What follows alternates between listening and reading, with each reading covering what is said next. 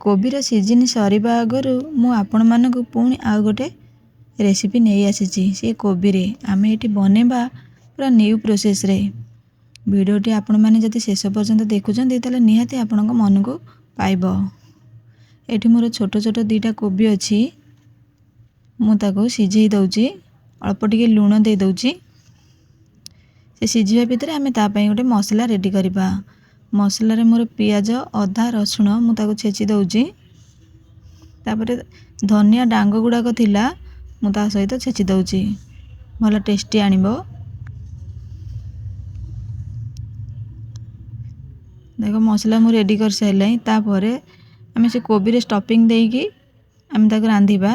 ता भितर मु स्टफिंग टा रेडी करछि। एठी मोर अछि बेसन स्वाद अनुसार मु लूण पके दउची हळदी देइची। तापरे भल फ्लेवर आनिबा पई मु देइछि एठी हेंगु धनिया पत्र पियाज ए सब को पानी देकी मु ताको मिसई दउची।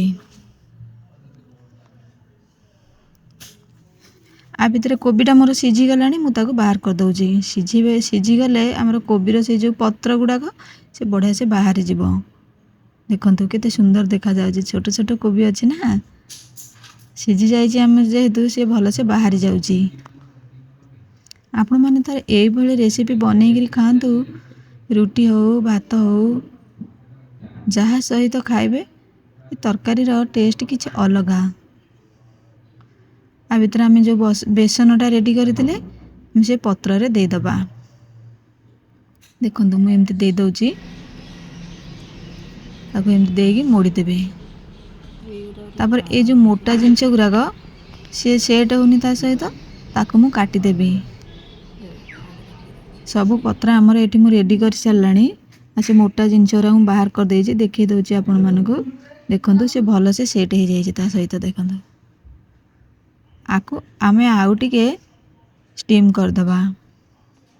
एठी मु कड़ाई रे अल्प पानी दे देइछि गोटे गिन्ना रखुछि। आ ता ऊपर आमे जो कोबीटा को रखि देले से कोबीटा को मु दे दउछि। त आउ टिके सिझी गले हमर बेसनटा सिझी जिवो कंचा बेसन जेहेतु हमर बेसनटा भी सिझी जिवो।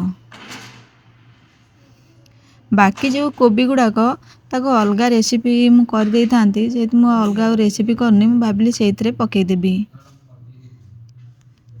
तर पकेले किछि भी हमर असुविधा नै तरकारी आहुरी टेस्ट तार बढ़ी जिवो। हमर आ भितरे सब सिझी गलानी कोबीटा मु ताको बाहर कर देई। से सेम कड़ाई रे 2 चमच तेल देकी मु पियाज को भाजी दउची। आमे जो अदा रसुण पियाज सेचा रखितले पियाजटा मोर हल्का भाजी गलानी। ए समय मु से पके के आउ टिके कसई दउची। ता परे मु रखितली गोटे टमाटो को आ सहित मु पके दउची। स्वाद अनुसार मु लूण पके दउची। ध्यान रखिबे हमर कोबी रे सिझिला बेले लूण पकेइथिले तापरे बेसन रे भी लूण देइछे तापरे तरकारी रे भी लूण दउछे देखिकी देबे नले लुणिया हे जिवो तरकारी खराब हे जिवो। एडी हळदी गुंड लंका गुंड देई माउडे कसई दउची। तापरे गुंड मसला पके दउची धनिया गुंड जीरा गुंड गरम मसला ए सब को भल से कसई कासई आमे जो बाकी रखितले से जो कोबीटा को मु ए समय रे पके दउची।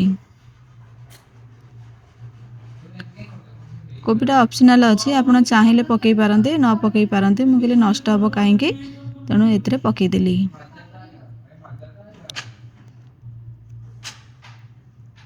फुटी गले आमे जो रखितले स्टीम करी करी कोबीटा को आमे ताको पकेई दउचे। आ अल्प समय आमे ताको बसई दबा। ता परे हमरा रेडी हे जिवो कोबी तरकारी बेसन दिया कोबी तरकारी। देखंतु केते सुंदर देखा जाउची आ टेस्ट मध्ये सेही भली जेमति देखा जाउची आ टेस्ट मध्ये सेही भली अछि। निहाती थारे बनै करी खांतु किपरि लागला मो वीडियोटी आपनको मते कमेंट बॉक्स रे जणांतु। नुआ थिले मो चैनल को सब्सक्राइब करंतु।